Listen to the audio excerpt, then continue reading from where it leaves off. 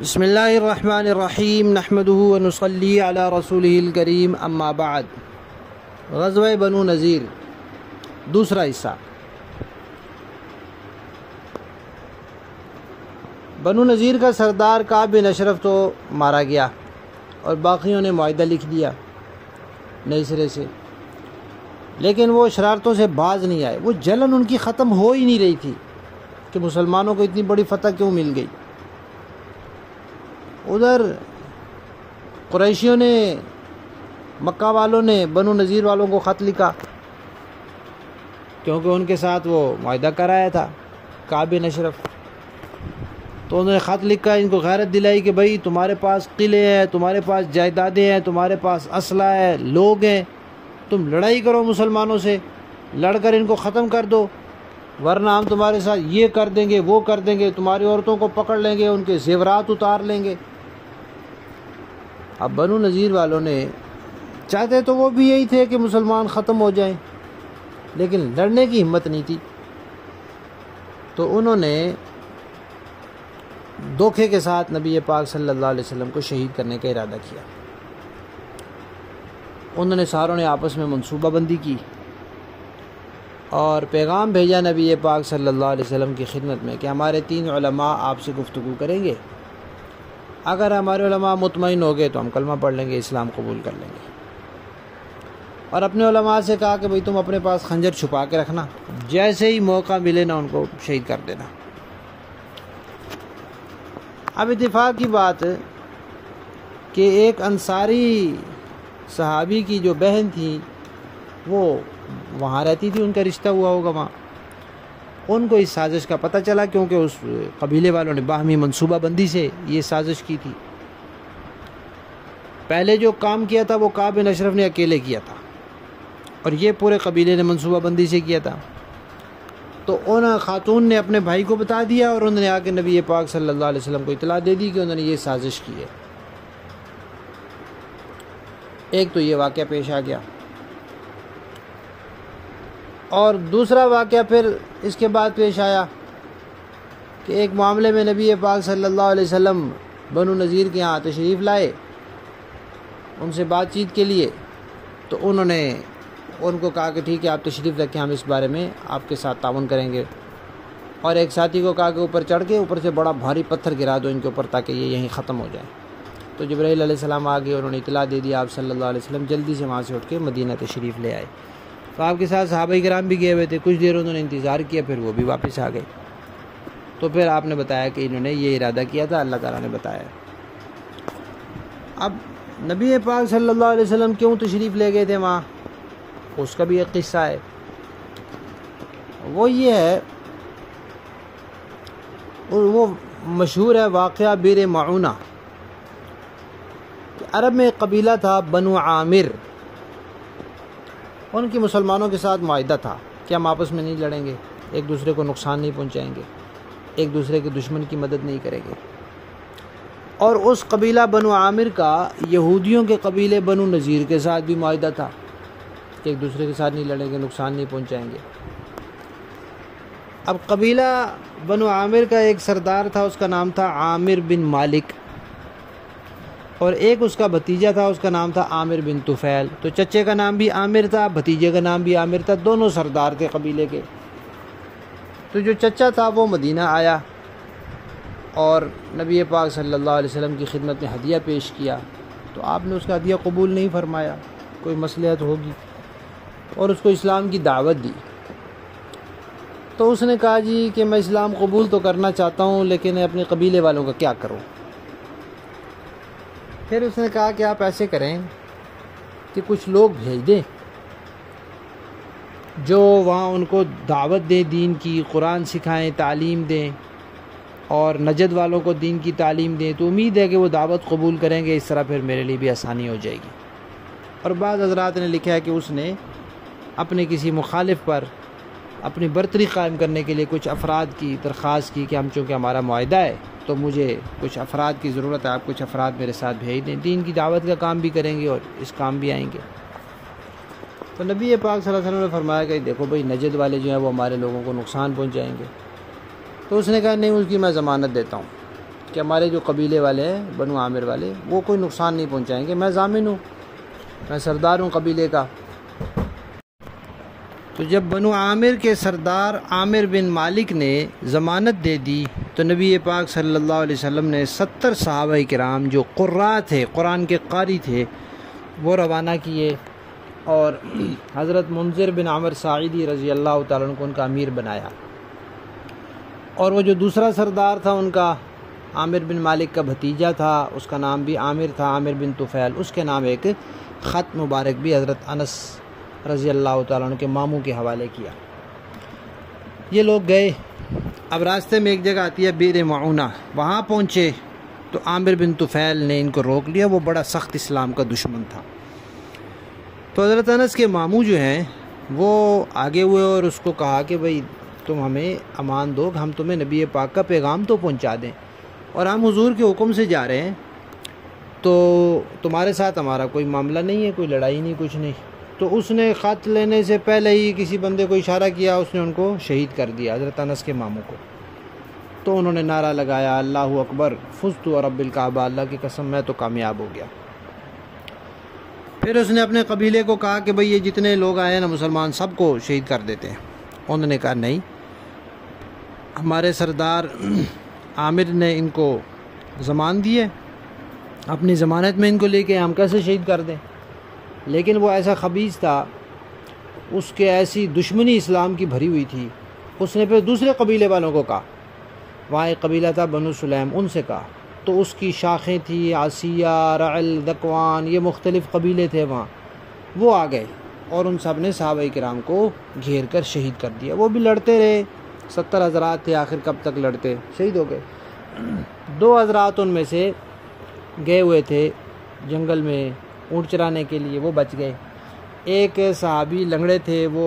کسی کام سے تھے، وہ پہاڑ پہ چڑھ گئے، وہ بچ گئے۔ اور ایک اور صحابی تھے، ان کو لوگوں نے سمجھا کہ وہ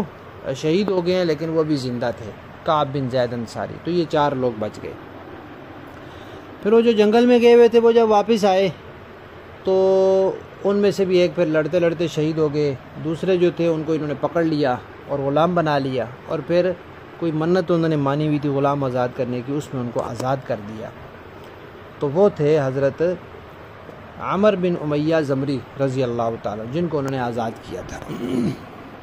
اب یہ وہاں سے واپس مدینے آ رہے تھے۔ اب آپ دیکھیں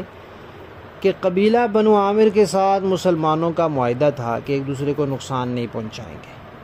تو ان کے ایک بندے نے نقصان پہنچایا، لیکن باقی قبیلے والوں نے اس کا ساتھ نہیں دیا، اور ایک قبیلے کے ایک سردار نے ضمان بھی دی تھی، تو اس کی وجہ سے وہ سب نے، تو اب اس ایک بندے کے ساتھ تو ہوئی لڑائی، باقی سارے قبیلے والوں نے معاہدے کی پاسداری کی تھی، لہذا ان کے ساتھ لڑائی نہیں تھی۔ اب حضرت عمر بن امیہ جو تھے ان کو یہ بات معلوم نہیں تھی کہ اس قبیلے والوں کے ساتھ مسلمانوں کا معاہدہ ہے، ان کے کسی آدمی کو ہم نے نقصان نہیں پہنچانا۔ وہ مدینہ آ رہے تھے، ان کو رستے میں اسی قبیلے کے 2 آدمی ملے، تو انہوں نے کہا اچھا انہی کا سردار ہے عامر بن طفیل، اس نے ہمارے ساتھیوں کو شہید کیا، تو ان کو میں مار دیتا ہوں۔ تو وہ سوئے ہوئے تھے تو انہوں نے ان کو قتل کر دیا۔ اب جب نبی پاک صلی اللہ علیہ وسلم کو علم ہوا تو انہوں نے کہا اوہو، ان کے ساتھ تو ہمارا معاہدہ ہے، ٹھیک ہے ایک بندے نے زیادتی کی، لیکن دوسرے قبائل کو ساتھ ملا کر ان قبیلے والوں نے نہیں ساتھ دیا ان کا، تو ان کے ساتھ ہمارا معاہدہ برقرار ہے، لہذا ان کو تو ہم نے دیت دینی ہے 2 بندوں کی، کہ 2 بندے ہمارے ہاتھوں مارے گئے، اس کی ہم دیت دیں گے۔ اس زمانے میں دیت 100 اونٹ ہوتی تھی، اور وہ جو مسلمان شہید ہوئے تھے 70، اس کا تو نبی پاک صلی اللہ علیہ وسلم کو اتنا دکھ ہوا، اتنا صدمہ پہنچا کہ شاید ہی کبھی اتنا صدمہ پہنچا ہو۔ پورا 1 مہینہ تک آپ صلی اللہ علیہ وسلم ان کے لیے قنوت نازلہ میں بد دعا نام لے لے کر کرتے رہے۔ بہرحال تو بات یہ تھی کہ یہ جو 2 آدمی ایک صحابی کے ہاتھوں مارے گئے اور پھر ان کی دیت کا مسئلہ پیش آیا، تو اس دیت میں معاہدے کے مطابق یہودی بھی شریک تھے، یعنی کچھ دیت مسلمانوں نے ادا کرنی تھی اور کچھ یہودیوں نے ادا کرنی تھی، کیونکہ رواج یہی تھا کہ جن کے آپس میں دوستی ہوتی تھی یا معاہدہ ہوتا تھا، حلیف ہوتے تھے، وہ مل کر دیت ادا کرتے۔ تو نبی پاک صلی اللہ علیہ وسلم بنو نذیر والوں کے ہاں اس معاملے کے لیے تشریف لے گئے تھے۔ یہ واقعہ اس لیے درمیان میں آیا۔ تو اب اصل واقعے کی طرف آ جائیں کہ بنو نذیر والوں نے نبی پاک صلی اللہ علیہ وسلم کو شہید کرنے کے لیے ایک سازش تو وہ کی کہ ہمارے 3 علماء سے بات کریں، اور دوسری سازش اس موقع پر کی کہ جب آپ صلی اللہ علیہ وسلم تشریف لے گئے تو ایک آدمی کو اوپر چڑھایا کہ بھئی اس کا نام تھا عمر بن جحاش، اس کو چڑھایا کہ بھئی اوپر سے پتھر گرا دو اور ان کو شہید کر دو۔ بہرحال نبی پاک صلی اللہ علیہ وسلم وہاں سے نکل آئے اور پھر آپ نے پیغام بھجوایا کہ بھئی تم نے معاہدہ توڑ دیا ہے، لہذا 10 دن میں تم لوگ یہاں سے چلے جاؤ، اس کے بعد جو ہمیں نظر آئے گا اس کو قتل کر دیں گے۔ اب یہودی میدان کے بندے تو ہیں نہیں، لڑنے والے تو ہیں نہیں، تو انہوں نے کہا ٹھیک ہے جاتے ہیں اب۔ تو مدینہ میں جو منافقین کا سردار تھا عبداللہ بن ابی بن سلول، اس نے ان کو پیغام بھیجا اور کہا کہ نہیں تم نہ جاؤ، بڑے سبز باغ دکھائے کہ میرے پاس 2000 آدمی ہیں جو بڑے لڑاکے ہیں، ہم تمہاری مدد کریں گے، اگر مسلمانوں نے تمہیں نکالا تو ہم بھی تمہارے ساتھ نکل جائیں گے، مل کے ان کو ماریں گے۔ اس کا یہ خیال ہوگا کہ یہودی ہیں، بڑے پیسے والے ہیں، بڑا اسلحے والے ہیں، ان کے پاس بڑے مضبوط قلعے ہیں، مسلمان ان کو کہاں نکال سکیں گے۔ پھر یہ بھی کہا کہ ہمارا ایک قبیلہ تو چلو بنو قینقاع والوں کو تو مسلمانوں نے نکال دیا، لیکن دوسرے جو یہودیوں کے قبیلے ہیں، بنو قریظہ، بنو دوسرے، تو وہ بھی تمہاری مدد کریں گے۔ تو اس کی باتوں میں آ کر بنو نذیر والوں نے انکار کر دیا کہ ہم نہیں جاتے، اور نبی پاک صلی اللہ علیہ وسلم کو پیغام بھیج دیا کہ آپ سے جو ہو سکتا ہے کر لیں، ہم نہیں جا رہے یہاں سے۔ سردار تھا ان کا حیی بن اخطب، اس نے پیغام بھیجا، نبی پاک صلی اللہ علیہ وسلم نے کہا ان کو گھیر لو، تو ان کے اس قلعے کو گھیر لیا گیا۔ اب 15 دن تقریباً ان کا محاصرہ ہوا۔ اب باہر ان کے آگے کچھ درخت تھے، تو وہ درخت کچھ رکاوٹ بھی بن رہے تھے بیچ میں، ان کے ایسے کوئی میدان بھی خالی نہیں تھا، اور کچھ یہ بھی خیال تھا کہ بھئی ان کے درختوں کو نقصان پہنچائیں تاکہ یہ ان کی وجہ سے باہر نکلے۔ ان کی معیشت جو تھی وہ انہی باغات پر قائم تھی، تو حضور نے کہا کچھ درختوں کو کاٹ دو، کچھ کو آگ لگا دو تاکہ یہ نکلیں باہر کسی طریقے سے۔ تو وہ درخت کاٹے، کچھ کو آگ لگائی، تو انہوں نے پروپیگنڈا کرنا شروع کیا کہ ایک طرف تو کہتے ہیں کہ یہ رحمت للعالمین ہے اور دوسری طرف یہ زمین میں فساد مچا رہے ہیں۔ تو اللہ تعالیٰ نے اس پر قرآن نازل کیا کہ یہ فساد نہیں ہے، یہ اللہ کے حکم سے ہوا اور یہ ایک جنگی حکمت عملی میں تھا۔ اب جب 15 دن محاصرہ رہا اور یہودیوں نے دیکھا کہ وہ عبداللہ بن ابی بن سلول جو تھا خبیث، اس نے ہمیں کہا تھا کہ میں مدد کروں گا، وہ تو آیا نہیں مدد کے لیے، اور خود ہم بھی نہیں لڑ سکتے، تو انہوں نے کہا جی بس ہم سے صلح کر لیں۔ تو اللہ تعالیٰ نے ان کے دل میں بھی روب ڈال دیا، منافقین کے دل میں، اور ان کے دل میں بھی روب ڈال دیا، ورنہ تعداد میں تو زیادہ تھے۔ تو نبی پاک صلی اللہ علیہ وسلم نے کہا کہ ٹھیک ہے تم یہاں سے چلے جاؤ، اسلحہ نہیں لے کے جا سکتے، ہتھیار نہیں لے کے جا سکتے، ہتھیار اسلحہ، اور بعض روایات میں آتا ہے سونا چاندی کا بھی کہا، لیکن اس کی کوئی یقینی بات نہیں ہے، باقی جو کچھ لے کے جا سکتے ہو لے جاؤ، یہاں سے نکل جاؤ۔ اب انہوں نے کیا کیا، اپنے جانور لیے، اپنے گھر کا ساز و سامان لیا، گھروں کے دروازے اکھیڑ لیے، کھڑکیاں اکھیڑ لی، چھتوں کے شیطیر نکال لیے، اپنے گھروں کو خود خراب کر رہے تھے چھوڑ کے جو جا رہے تھے۔ تو مسلمانوں نے بھی ان کی مدد کی، ان کا سامان اٹھوانے میں، ٹھیک ہے اکھاڑو، ہم بھی تمہارے ساتھ اکھڑواتے ہیں۔ تو اس طرح یہ لوگ پھر یہاں سے نکلے۔ یہ تھا 4 ہجری، یہ اس وقت غزوہ احد بھی پیش آ چکا تھا، ربیع الاول کا مہینہ تھا۔ ان میں سے پھر کچھ لوگ خیبر میں جا کے آباد ہو گئے اور کچھ شام میں جا کر آباد ہو گئے۔ تو یہ یہودیوں کا دوسرا قبیلہ تھا جو وہاں سے جلا وطن ہوا۔ 2 ہجری میں بنو قینقاع والے نکالے گئے اور 4 ہجری میں یہ بنو نذیر والے نکالے گئے۔ اسی کو غزوہ بنو نذیر کہا جاتا ہے، کیونکہ نبی پاک صلی اللہ علیہ وسلم تشریف لے گئے تھے، محاصرہ ہوا تھا۔ اس کو قرآن پاک میں اول حشر کہا گیا کہ یہ ان کی پہلی جلا وطنی ہے، اور دوسری مرتبہ پھر ان کو خیبر سے بھی نکالا گیا حضرت عمر رضی اللہ تعالیٰ عنہ کے زمانے میں۔ اب وہ تو چلے گئے، پیچھے ان کے مکانات، ان کا قلعہ، ان کی باغات، ان کے کھیت، یہ ساری چیزیں تو وہاں تھیں۔ تو اس کے بارے میں علماء نے لکھا ہے کہ یہ مال فے تھا، اگر لڑائی ہو صحیح، اس کے بعد حاصل ہوں یہ چیزیں تو وہ مال غنیمت ہوتا ہے، تو اس کا 5واں حصہ رکھ کر باقی مجاہدین میں تقسیم ہو جاتا ہے۔ اور اگر ہلکی پھلکی جھڑپ ہو یا بالکل لڑائی ہو ہی نہیں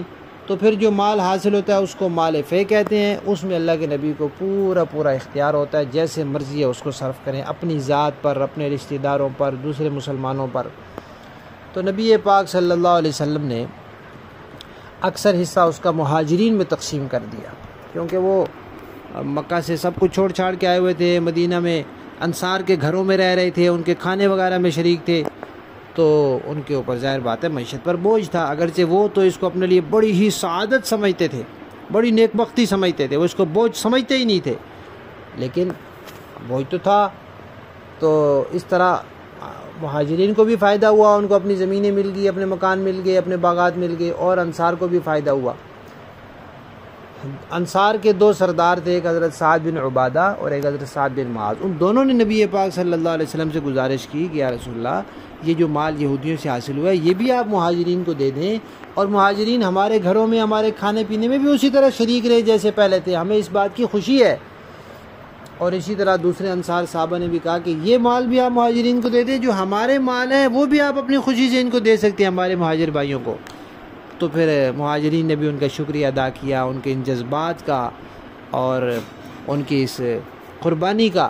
اور کہا کہ اللہ تعالیٰ آپ کو برکت دے، اب اللہ نے ہمیں دے دیا ہے، انشاءاللہ وہ اپنا خود کمائیں گے اور اپنے پاؤں پہ کھڑے ہو جائیں گے.